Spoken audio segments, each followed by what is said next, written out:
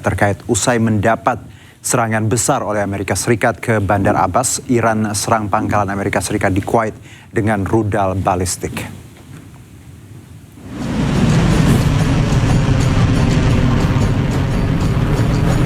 Pasukan Garda Revolusi Iran merespon keras atas serangan yang dilakukan oleh militer Amerika Serikat ke Bandar Abbas, Iran di tengah negosiasi damai.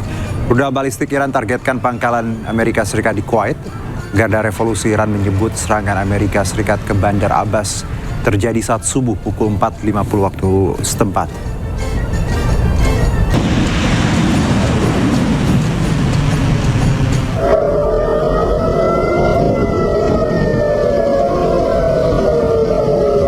Warga merekam detik-detik saat langit di Kuwait berasap, diduga akibat serangan udara Iran.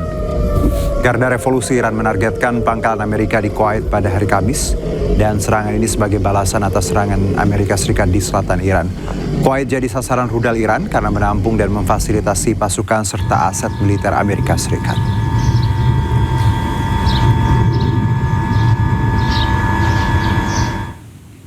Pasca serangan ke Bandar Abbas, Garda Revolusi Iran merilis video ancaman ke Amerika Serikat. Ketegangan di Selat Hormuz meningkat.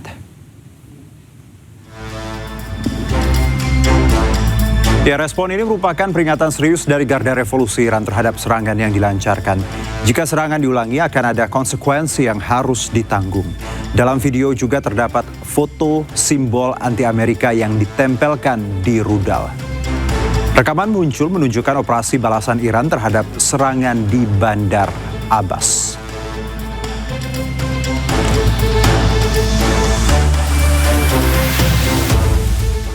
Ya, pemirsa, pasukan Zionis Israel atau IDF serang bangunan yang diduga markas pejuang Hizbullah di Lebanon Selatan.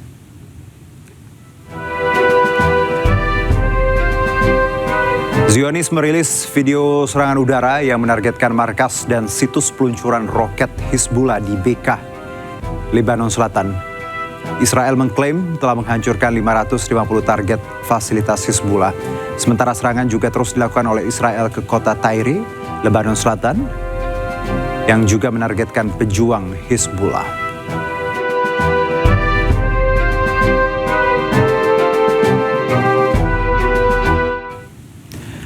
Serangan Israel ke Lebanon menewaskan 56 orang dalam sehari. Kerusakan parah akibat serangan udara Israel terjadi di distrik Tyre di selatan Lebanon.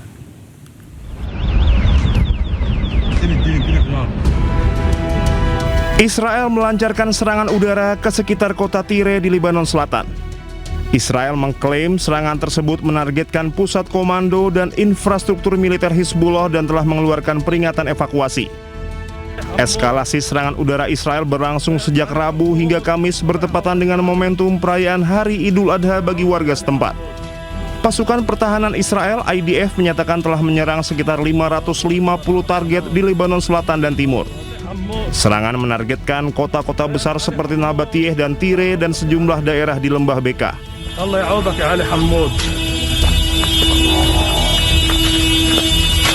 Allahu Akbar Ad-Damar. Hanya beberapa jam setelah serangan kilat di Tyre, Lebanon Selatan, Israel kembali melanjutkan serangan di malam hari dengan menyerang permukiman warga. Serangan di distrik Tyre menyasar wilayah seperti Burj Al-Samali dan kota Deir Ames. Sementara warga sipil yang menjadi korban berusaha berlindung menyelamatkan diri. Pasukan Israel yang frustasi dengan serangan drone FPV Hizbullah mengamuk dengan menyerang puluhan permukiman warga dan menyerang sejumlah permukiman di perbatasan. Akibatnya sejumlah gedung apartemen dan sejumlah kendaraan hangus terbakar. Laporan terbaru mencatat puluhan warga sipil tewas. Kementerian Kesehatan Lebanon menyebut jumlah korban tewas akibat serangan Israel di Lebanon dalam 24 jam terakhir mencapai 56 orang dengan 103 lainnya terluka. Petugas mengevakuasi jenazah dan menyisir puing-puing bangunan mencari korban selamat dan warga yang hilang di Burj Al-Samali, distrik Tyre, Lebanon Selatan. Hussein Saidli, wali kota Burj Al-Samali, mengatakan akibat serangan Israel 15 orang tewas dan 16 lainnya terluka termasuk wanita dan anak-anak. Dalam semalam, militer Israel menggempur lebih dari ratusan lokasi persembunyian Hizbullah di seluruh Lebanon Selatan dan Lembah Beka. Sementara 20 orang tewas akibat serangan Israel ke Marakah, distrik Tire, Lebanon Selatan. Tim para medis yang dikerahkan ke lokasi mengevakuasi korban tewas ke rumah sakit dan melanjutkan pencarian korban lainnya. Serangan ini terjadi di tengah gencatan senjata Israel-Lebanon yang dimediasi Amerika Serikat. Pasukan Israel terus melanjutkan operasi militer di Lebanon Selatan menargetkan kelompok Hizbullah. Sedangkan Lebanon menuduh Israel melakukan pelanggaran gencatan senjata berulang kali dan menyerukan penghentian serangan serta penarikan penuh pasukan Israel dari wilayah Lebanon.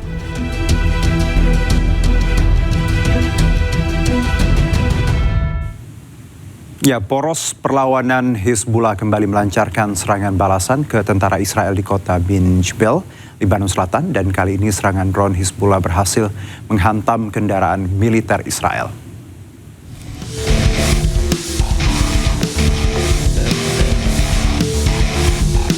Ya, dalam video yang dirilis, poros perlawanan Hizbullah menargetkan kendaraan Hummer milik tentara musuh Israel di kota Bin Jbel, Lebanon Selatan menggunakan drone penyerang Ababil. Serangan ini merupakan bagian dari upaya pertahanan intensif untuk menghalau pergerakan pasukan Zionis yang berada di wilayah kedaulatan Lebanon. Tidak hanya di Bin Jbel, serangan balasan poros perlawanan Hizbullah juga menargetkan sebuah tank Merkava milik tentara Israel di kota Merkabah, Lebanon Selatan.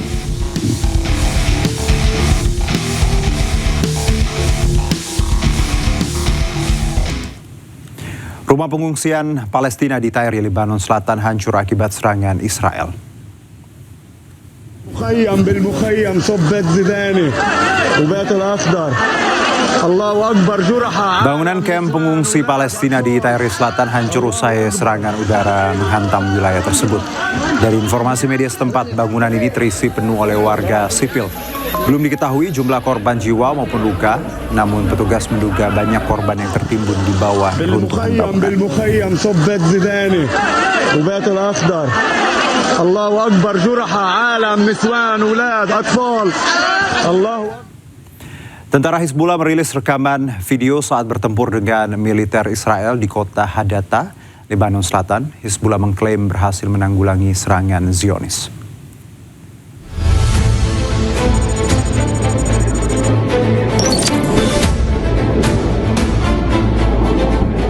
Tentara Hizbullah merilis sebuah video yang mereka sebut sebagai upaya heroik saat menghadapi militer Israel di wilayah Hadata, Lebanon Selatan.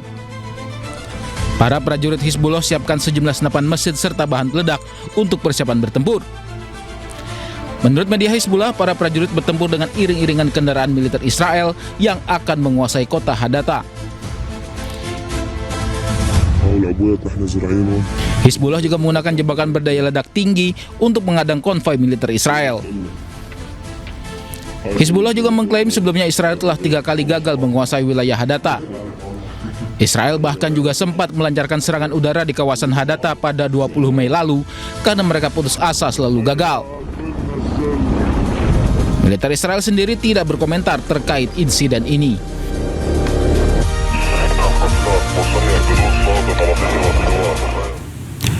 Sementara itu, sebuah apartemen di kota Sidon, Lebanon Selatan hancur usai dihantam 2 rudal Israel. Perdana Menteri Israel Benjamin Netanyahu menegaskan telah meningkatkan serangan di Lebanon dengan target pasukan Hizbullah.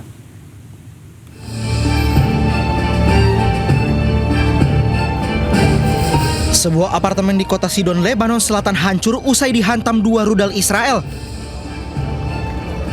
Beberapa orang terluka termasuk wanita dibawa ke rumah sakit. Media Lebanon melaporkan bahwa 2 rudal menghantam gedung bertingkat di daerah Kia'al Sidon dini hari. Perdana Menteri Israel Benjamin Netanyahu memerintahkan tentara Israel untuk mengintensifkan dan meningkatkan kekuatan serangannya terhadap Hizbullah dan memperluas operasi darat mereka di Lebanon. בהנחיה שלי ושל שר הביטחון, יחד עם הרמטכ"ל, אנחנו מעמיקים את הפעולה שלנו בלבנון. צה"ל פועל עם כוחות גדולים בשטח ותופס שטחים שולטים. אנחנו מבצרים את רצועת הביטחון כדי להגן על יישובי הצפון. אנחנו מגבים, משבחים את המפקדים והחיילים הגיבורים שלנו, הם נמצאים עמוק בשטח, אנחנו סומכים עליכם. Gencatan senjata yang rapuh masih berlaku antara Israel dan Lebanon. Israel telah mengindikasikan bahwa mereka bermaksud membangun zona penyangga di dalam wilayah Lebanon yang membentang dari perbatasan hingga Sungai Litani. Tak hanya ancam Iran, Amerika Serikat juga ancam serang Oman jika Oman bekerja sama dengan Iran memperkuat. Angkatan Udara Zionis Israel membunuh Ihab Karizam, tokoh senior Hamas di Khan Yunis, Palestina.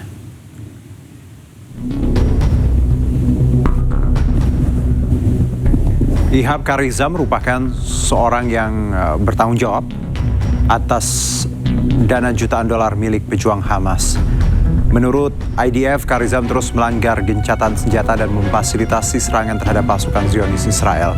Selain itu, Israel juga membunuh Muhammad al-Hasaba, seorang pejabat produksi senjata Hamas selama perang melawan pasukan Zionis Israel.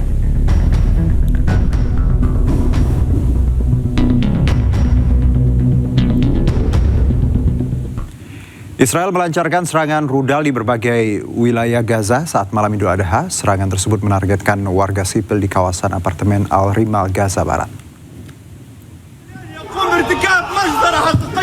هنا الآن في قطاع غزة في أول أيام عيد الأضحى المبارك باستهداف المدنيين عدد كبير من الشهداء والإصابات في هذا المكان. حسبي الله ونعم الوكيل. عدد كبير من الشهداء والإصابات هنا الآن.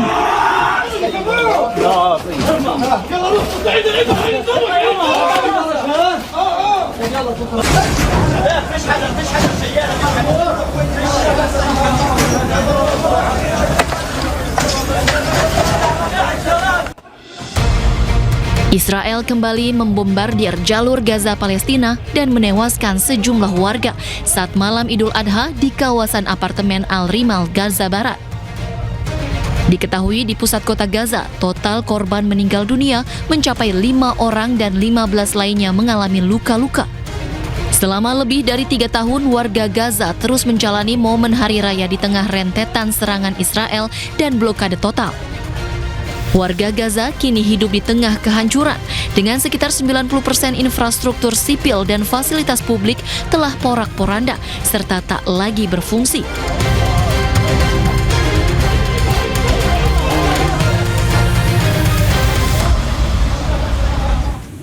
Serangan udara Israel di Gaza pada malam Idul Adha menghancurkan permukiman warga. Setidaknya 9 orang tewas dan 20 lainnya luka-luka akibat serangan ini.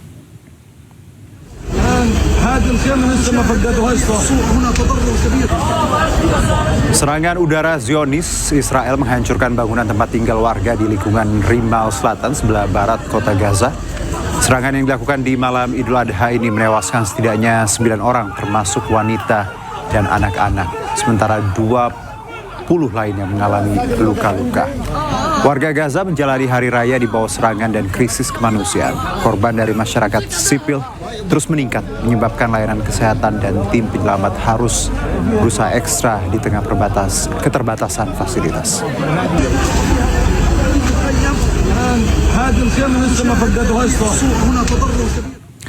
Amerika Serikat kembali melontarkan ancaman keras kepada Iran. Pihak Teheran diminta segera memberi kepastian terkait perundingan damai, karena jika tidak, Amerika Serikat mengancam akan menghabisi Iran.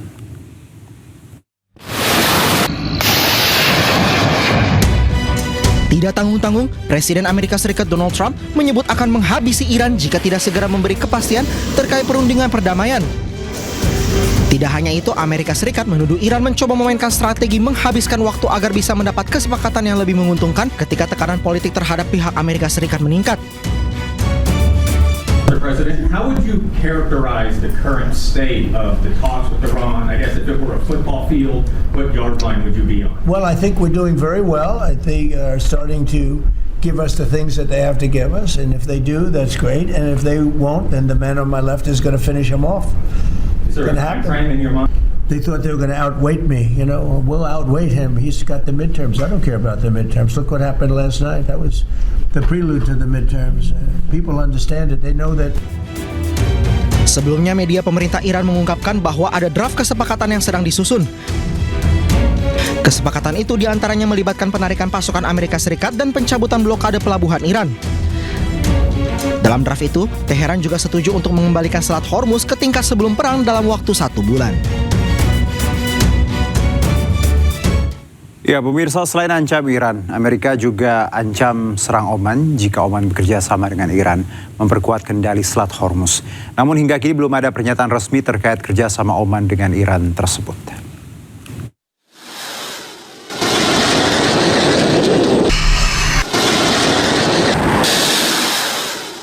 Setelah sempat ditutup total selama perang di Timur Tengah, Selat Hormuz kini telah beroperasi secara terbatas di bawah kendali Iran.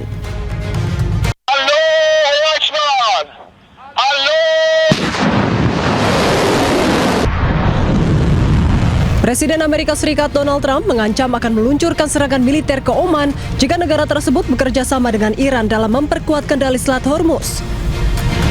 Hal tersebut disampaikan Trump dalam wawancara dengan pers dalam rapat kabinet pada Rabu waktu AS. Iran wants control of the Strait of Hormuz. Would you accept a short-term deal that allows Iran and Oman to control the strait? And would they have to open it immediately, or would you be open to that happening over a period of time? No, the strait's going to be open to everybody. And who would control it? It's international waters. Nobody's going to control it. We're going to watch over it. We'll watch over it, but nobody's going to control it. That's part of the negotiation that we have. They would like to control it. Nobody's going to control it. It's international waters, and Oman will behave just like everybody else, so we'll have to blow them up. Angesichts ihrer Größe und Flugbahn beeindruckend, was darauf schließen lässt, dass das Motorgehäuse aus Stahl aufgrund der Verwendung von hochfestem Stahl und anderen potenziellen Innovationen relativ leicht ist. Hingga kini belum ada pernyataan resmi dari Oman terkait rencana Oman untuk bergabung dengan Iran mengendalikan Selat Hormuz. Diketahui Amerika Serikat dan Oman adalah sekutu dekat dengan hubungan yang telah terjalin lebih dari 200 tahun. Kedua negara tersebut memiliki sejumlah perjanjian kerjasama, termasuk kemitraan keamanan hingga perjanjian perdagangan bebas. Ya, di tengah kebuntuan negosiasi, Amerika Serikat ancam habisi Iran. Meski begitu, Iran tak gentar terhadap ancaman Amerika Serikat dan tetap membalas setiap serangan Amerika. Dan untuk membahasnya lebih jauh, kami sudah terhubung dengan pengamat Timur Tengah Tabrani Syabirin. Assalamualaikum, selamat malam Pak Tabrani.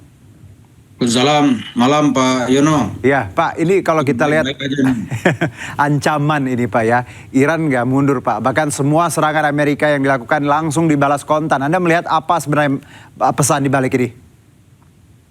Ya, yang pertama kita ingin melihat ada ungkapan klasik ya dalam idiom politik luar negeri Amerika yang disebut oleh teman-temannya, yaitu as American friend is dangerous. As American enemy is fatal. Sebagai teman Amerika itu sangat berbahaya. Gitu. Kemudian sebagai musuh Amerika kita bisa fatal. Gitu. Jadi Oman itu kan teman Amerika sebenarnya, tapi juga diancam. Gitu. Kalau Iran jelas ya dia sudah bermusuhan lama dengan Amerika ya, setidaknya dalam 47 tahun terakhir Iran itu telah datang sebagai penantang Amerika di Timur Tengah. Tapi ini Trump kita lihat, saya minggu lalu tuh sangat optimis, ini selesai sudah nih. Trump nampaknya melunak dengan draft perdamaian yang sudah disusun gitu. Bahkan Menteri Luar Negerinya Marco Rubio mengatakan itu the final draft, kita akan segera dapat perdamaian dengan Iran gitu. Ya. Tapi ternyata hal itu buyar gitu ya, buyar seketika. Karena Amerika menyerang pangkalan peluncur rudal Iran di selatan ya, dekat Bandar Abbas. Jadi keadaan segera berubah. Oke, Pak Tabrani. Ya, kalau kita lihat secara psikologis, kemarin juga saya sempat diskusi soal ini bahwa serangan yang dilakukan kedua belah pihak ini secara psikologis memang untuk menekan ya Pak, selama perundingan ini akan berlangsung agar mereka masing-masing punya bargaining. Bisa seperti itu Pak? Ya kan kalau dilihat di sisi Amerika, Trump itu kan seorang pedagang, dia akan menawarkan dengan harga tinggi, kan melihat pembelinya Iran ini bagaimana tawarannya ya, dia ancam bagaimana sikap Iran. Tapi Iran kita lihat di bawah Mujtaba Ali Khamenei ini sebagai pemimpin tertinggi Iran nampaknya juga tidak takut diancam-ancam gitu. Karena sudah lebih dari 47 tahun mereka hidup dalam ancaman gitu, bahkan perang. Jadi dia tidak takut gitu. Karena ya kita lihat misi yang disampaikan oleh Mujtaba Ali Khamenei ini bagaimana menjaga kedaulatan Iran. Dan itu tersimpul bagaimana mengendalikan uranium Iran, kemudian dia ikut mengendalikan Selat Hormuz. Karena itu dengan cara itu maka kedikdayaan Iran maka masih dapat diwujudkan walaupun tapi Pak Tabrani, bahwa Amerika menyebut bahwa Iran ini sengaja Pak ngulur waktu agar Amerika dirugikan secara politik di dalam negeri dan juga ekonomi. Betul seperti itu menurut Anda? Ya begini, ini sebenarnya melihat Amerika, Iran, negara-negara Arab di Teluk itu kan saling terkait ya, nggak bisa kita lihat hanya dari satu sisi gitu.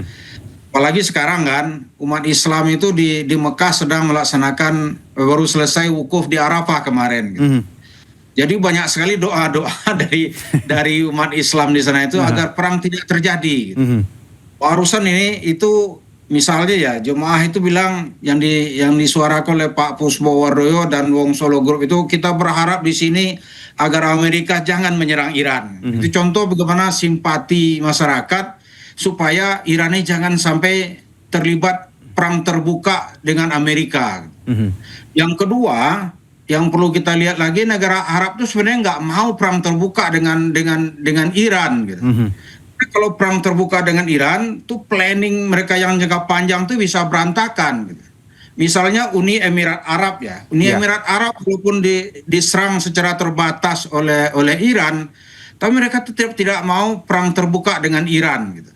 Karena Iran itu bagi Uni Emirat Arab adalah ladang duit gitu, yang disebut dengan transit trade. Jadi Dubai itulah transit trade bagi barang-barang Iran. Jadi barang yang ke Iran dan mau keluar Iran gitu, itu transit trade-nya di Dubai. Dengan itu Dubai mendapat keuntungan yang sangat banyak.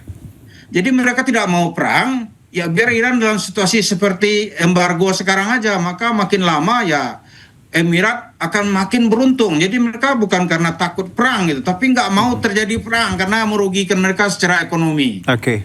Itu yang kita lihat gitu. Baik, jadi memang kalau Arab Saudi nggak mau perang terbuka, karena apa? Karena proyek MIUM-nya bisa berantakan.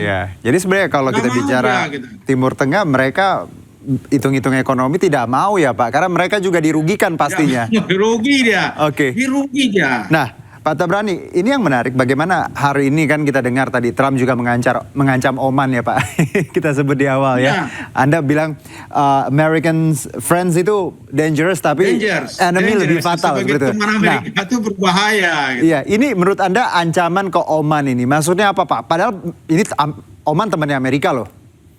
Kurang jelas suaranya. Iya, ancaman Trump ke Oman ini Pak. Seriuskah atau tadi karena kita tahu Oman adalah temannya Amerika Pak. Putus-putus lah ya. Oke. Baik. Pak Tabrani, ancaman Trump ke Oman ya, menurut Anda serius? Ya, Oman itu kan sebetulnya dari segi demografi kan kecil jumlah penduduknya. Kemudian dari sisi geografi memang mereka berhadapan dengan Iran. Tahun 89 dulu sudah ada kesepakatan mereka akan mengelola berdua Selat Hormuz gitu. Jadi Iran dapat yang terbesar, Oman juga dapat. Nah kemarin itu kan angkanya sudah hampir dirumuskan gitu. Jadi nggak besar-besar lagi gitu.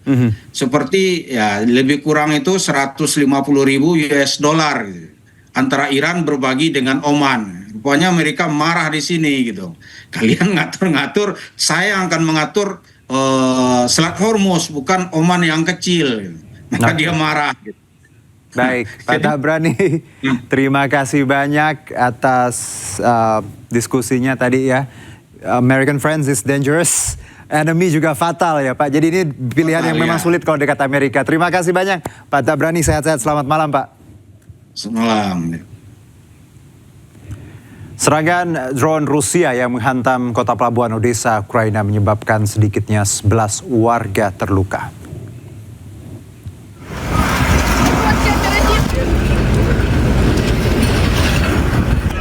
Kebakaran hebat terjadi pasca drone Rusia menghantam kawasan permukiman warga kota pelabuhan Odessa, Ukraina pada hari Rabu. Akibat serangan ini sedikitnya 11 orang terluka, termasuk 2 anak-anak. Kota pelabuhan Odessa menjadi salah satu wilayah yang paling sering menjadi sasaran serangan udara Rusia dalam beberapa bulan terakhir.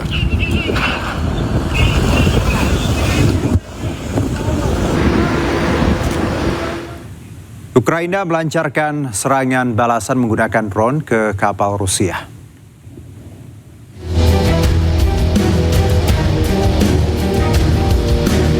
Drone Ukraina menempuh 1.000 km untuk menghantam kapal perang Rusia di Laut Kaspia. Serangan ini kembali mencatatkan prestasi di garis depan untuk pasukan militer Ukraina. Akibat serangan drone Ukraina, kapal perang Rusia hancur dan terbakar.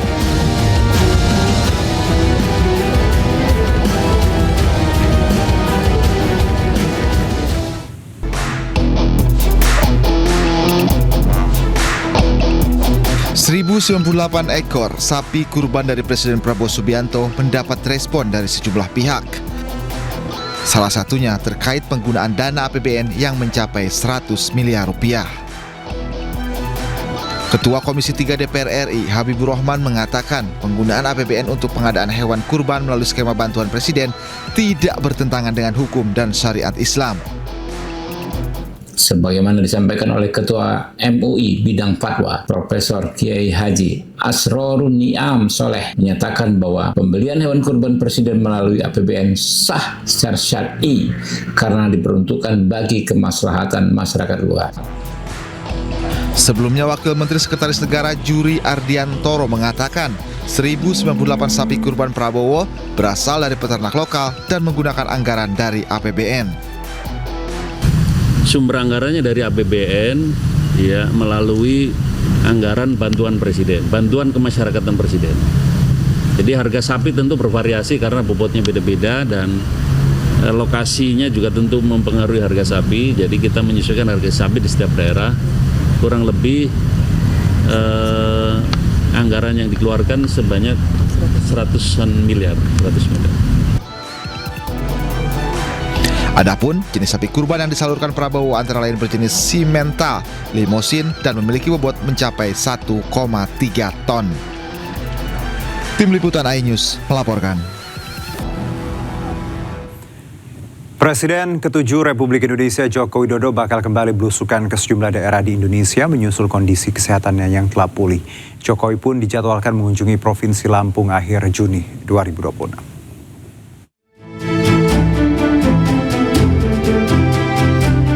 Menindaklanjuti rencana Jokowi yang akan keliling Indonesia, Kamis pagi, relawan Brigade Rakyat Nusantara atau BRN menemui Jokowi di kediamannya di Solo, Jawa Tengah. Jokowi dijadwalkan mengunjungi Provinsi Lampung akhir Juni nanti. Menyampaikan rondon acara kunjungan pertama Bapak ke Lampung ya.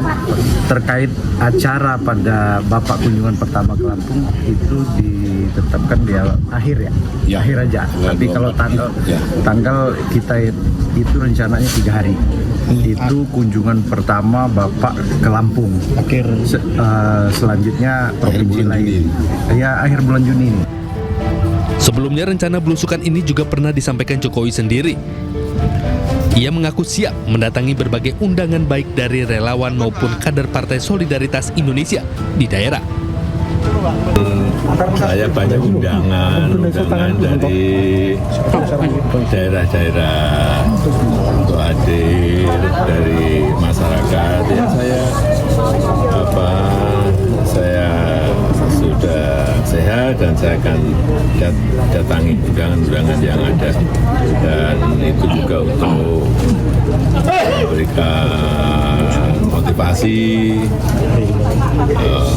dan juga ketemu dengan PSI di daerah, plus juga ketemu dengan relawan di daerah, ya karena ada undangan. Usai berkunjung ke Provinsi Lampung, nantinya Jokowi akan melanjutkan belusukan ke Nusa Tenggara Timur serta keliling Pulau Jawa. Dari Solo, Jawa Tengah, Septiantoro iNews melaporkan. Ya, pemirsa, pegiat media sosial Permadi Arya atau Abu Janda dilaporkan ke Baris Krim Polri atas ujaran kebencian. Pernyataan Permadi Arya dinilai melukai masyarakat Sumatera Barat. Dan kita akan menuakan adat kita. LBH Josal Bantu Rakyat dan Persatuan Keluarga Besar Piaman Kota Padang membuat laporan resmi. Pernyataan Permadi Arya yang menyebut Sumatera Barat intoleran dan barbar dalam sebuah forum di Philadelphia, Amerika Serikat melukai masyarakat. Para pelapor menyerahkan barang bukti berupa rekaman video YouTube yang telah diunduh. Pasal yang digunakan terkait ujaran kebencian, Undang-Undang ITE, khususnya pasal penyebaran informasi yang menimbulkan rasa kebencian dan permusuhan terhadap kelompok masyarakat tertentu. Saya sangat sakit hati dengan pernyataan Permadi Surya. Kenapa? Karena saya nyatakan orang Sumatera Barat itu adalah orang yang bertoleransi, orang yang beretika, dan orang yang beradab. Kenapa? Ditanyakan apa agama yang ada di Sumatera Barat, seluruh agama dan seluruh rumah ibadah ada di Sumatera Barat. Mungkin itu sementara yang bisa saya sampaikan. Bang, tapi laporannya itu sudah diterima dari sudah, kita bikin ada pengaduan satu dari Josal Bantu Rakyat dan satu lagi pengaduan dari Paguyuban PKDP Kota Padang, yaitu Persatuan Keluarga Besar Piaman Kota Padang. Bang, kan Permadi Arya bilang bahwa dia tidak pernah berniat untuk menghina masyarakat Sumbar, tapi memang dia menilai bahwa ini hanya dilandaskan atas kebencian terhadap dia. Menanggapi hal itu gimana, Bang? Menanggapi hal seperti itu, kalau dia benci terhadap suatu daerah, berarti dia benci terhadap seluruh masyarakat yang berada di Sumatera Barat. Dan salah satunya saya atau kami merasa sakit hati dengan pernyataan itu. Kenapa? Silakan datang ke Sumatera Barat. Kami terima dengan baik. Tidak ada kami terima, oh harus Islam, harus ini. Tidak, semuanya adalah saudara kami. Mungkin itu yang bisa saya sampaikan. Jadi, nggak, kalau kami benci terhadap pernyataannya yang dia sampaikan di Philadelphia. Pemirsa, satu keluarga berjumlah 4 orang ditemukan meninggal dunia dalam tenda camping pada Rabu sore. Keempat korban diduga tewas akibat keracunan makanan.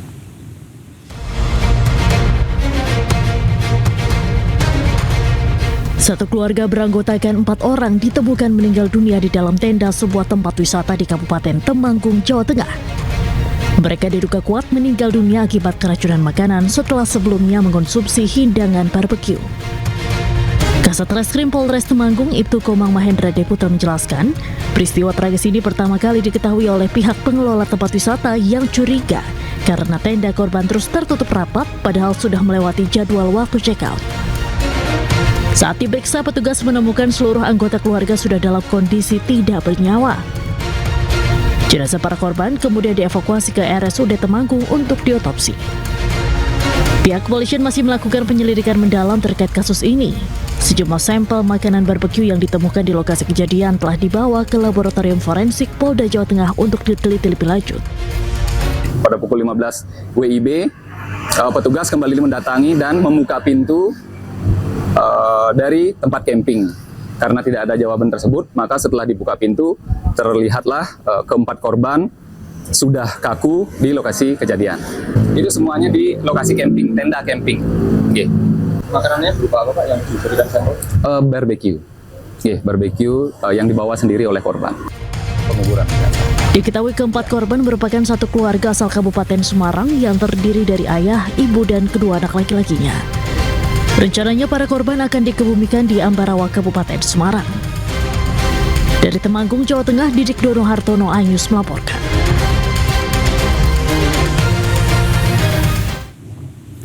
Ya pemirsa, lagu MBG kepanjangan Mas Bahlil Ganteng viral di media sosial. Lagu yang diciptakan dari AI ini mengutip komentar warganet hingga menjadi sebuah lirik yang ditujukan kepada Menteri SDM sekaligus Ketua Umum Partai Golkar Bahlil Lahadalia. Terkait viralnya lagu MBG, Sekjen DPP Partai Golkar Samuji menyebut lagu ini sebagai bentuk kreativitas netizen dan apresiasi terhadap Bahlil. Dan informasi ini sekaligus menutup kebersamaan kita hari ini. Temukan informasi terbaru lainnya di iNews.id. Cuplikan tayangan berita iNews dapat Anda saksikan di @official_iNews. Dan terima kasih Anda telah menyaksikan iNewsroom. Tetap jaga kesehatan dengan memilih air mineral dengan kemasan tersegel sehingga lebih aman dan terlindungi bebas dari debu. Saya Arjuna Syaputra, sampai jumpa.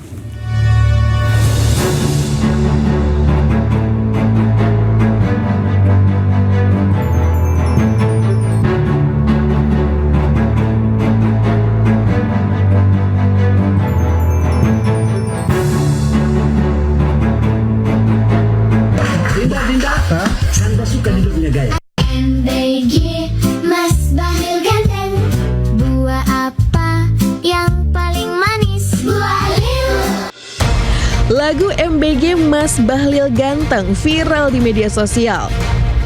Lagu humor ini menyebut nama Menteri Energi dan Sumber Daya Mineral Republik Indonesia sekaligus Ketua Umum Partai Golkar Bahlil Lahadalia.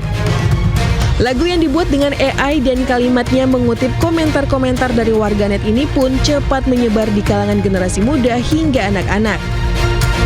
Dengan lirik yang sederhana dan bernuansa komedi, ditambah banyak konten kreator dan selebritas yang menggunakan lagu ini di media sosial, membuat lagu ini cepat viral.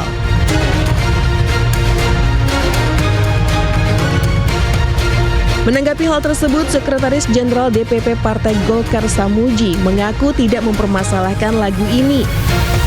Ia melihatnya sebagai bentuk kreativitas netizen dan apresiasi terhadap Bahlil dan melihat fenomena ini sebagai hiburan biasa. Viralnya lagu Mas Bahlil Ganteng memperlihatkan bagaimana batas antara politik, hiburan, dan budaya internet kini semakin tipis. Dalam era algoritma media sosial, sebuah jingle sederhana bisa menjangkau pengguna hanya dalam waktu singkat. MBG Mas Bahlil Ganteng.